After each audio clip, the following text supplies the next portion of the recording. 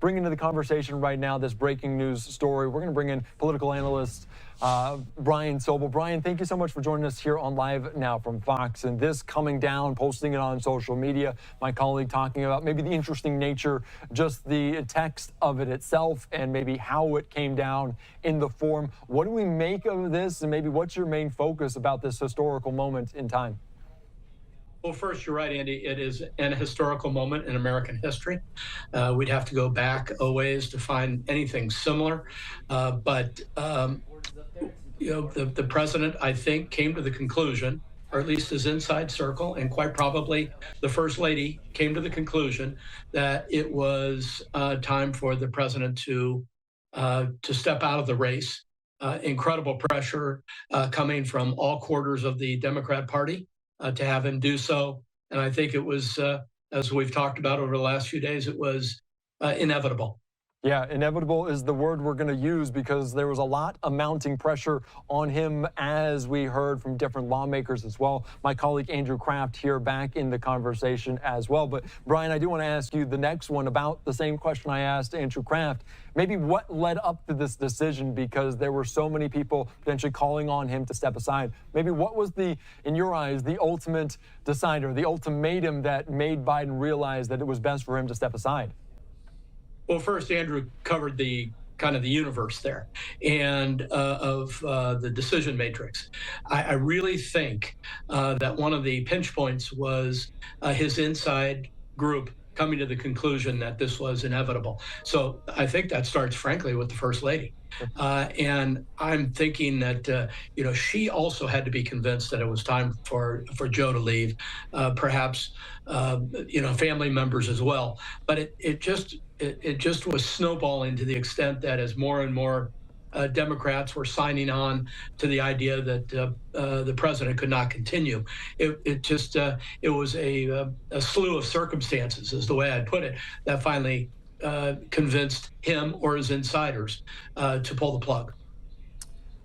Brian, I wanted to ask you too. You talk about this inevitability factor and things that were stacked up against President Biden. I mean, was the COVID-19 diagnosis weirdly some type of turn of fate here? Obviously, President Biden has had COVID-19 before, but the timing of that, with all of the pressure on him to step aside, it was really like an onslaught of just bad news after bad news after bad news for Biden and the Democratic Party here. He gets COVID-19. I mean, is this one of these moments in presidential history and presidential politics where you just can't come out of that hole that you find yourself in, that the momentum has turned so drastically that, it's almost like history is working against you in some fashion? And Brian, I want to ask the magnitude of this moment in just a letter from President Biden. I mean, Lyndon Baines Johnson came out on TV. He spoke to the American people. Yes, Biden is going to do that a little bit later on. We don't know what date that's going to be. He said possibly sometime this week. But does this moment meet the moment to just have a letter to the American people, Brian? He is going to have to address the American people, no question about it. I think this was a stopgap. We all knew that, frankly, and I talked about it a lot from my sources, that today was a very, very important day in this race. And whether the president would stay in or stay out, or go out, I should say, was just right at the surface, and but you make a point about this COVID-19 diagnosis. It just was one more problem that they had to deal with, including the optics of him coming off Air Force One and looking lost and old and all of it. And I think it was just sort of the final straw for a lot of Democrats saying, hey, this just can't go on. The optics of this, the polling, everything is really delivering this race almost without a fight to Donald Trump. And I think that's where we're at right now.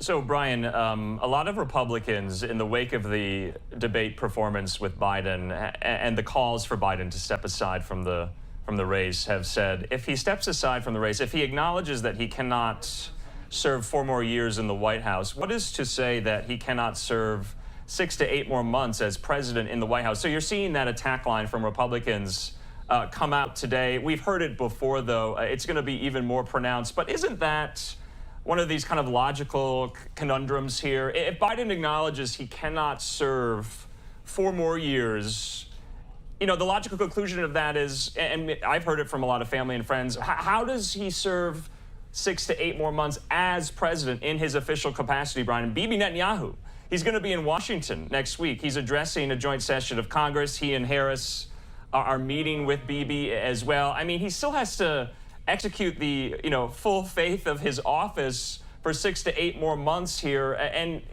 does he become essentially now a lame duck president up until January of 2025? The answer is yes, and I was going to use the lame duck reference. He is. So his stepping down today in terms of the race, not as president, but in terms of running, sets up a new set of dynamics, not just domestically, but internationally. So for the next few months, unless he were to resign from the presidency, and I don't see that happening. I think he'll run out of string. And if he were to, you know, be taken out by the 25th Amendment for sickness or incapacity or inability to serve, then you've got Kamala Harris, who would become the president, and she would have sort of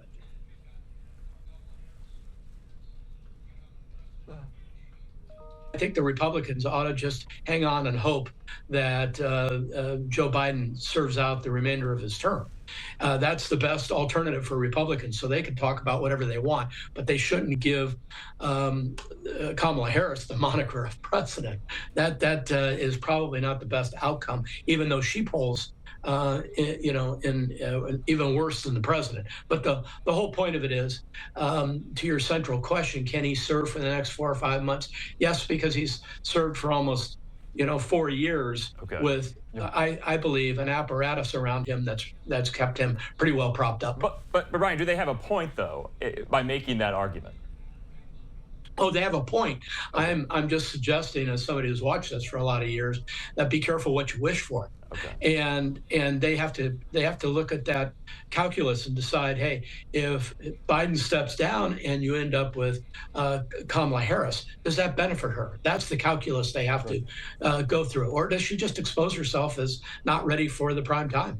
Yeah, that is a very good question, because that was going to be my next question about this. If Biden just decides, like Kraft is saying, maybe potentially just steps aside right now and lets Kamala Harris become maybe that president, but now also campaigning in 16 short weeks for president, that is a full plate, to say the least.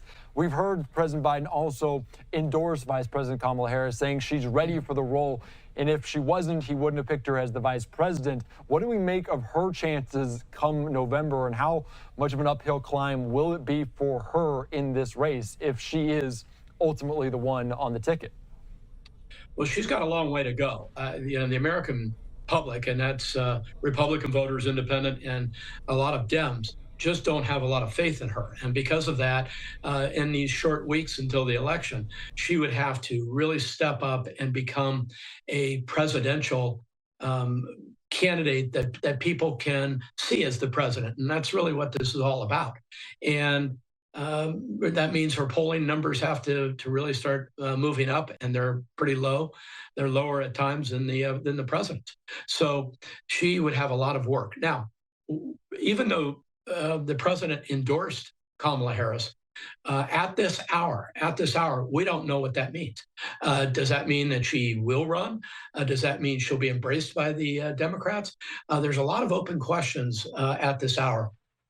Yeah, a lot of questions, to say the least. And I do want to just kind of tap dance around some of the tweets that we're getting in, because so many people are reacting it in real time, just like us. I want to put up this post here from Speaker Mike Johnson saying, at this unprecedented juncture in American history, must be clear about what just happened. The Democratic Party forced the Democratic nominee off the ballot just over 100 days before the election, of course, saying having invalidated the votes of more than 14 million Americans who selected Joe Biden. So this coming in there from the Speaker of the House, Mike Johnson, talking about this here on Live Now from Fox. And this is some big news, the reaction from both Trump, Speaker Johnson, who was key figure at the RNC as well. And maybe what are the Republicans looking at in terms of this, Brian? What are they saying right now? I know Trump is coming out and saying Joe was unfit, and this is maybe the best part for them, but what are they looking at, and maybe how uncertain is it for them as well? Well, it's uncharted water, and so we're going to have to see how this plays out.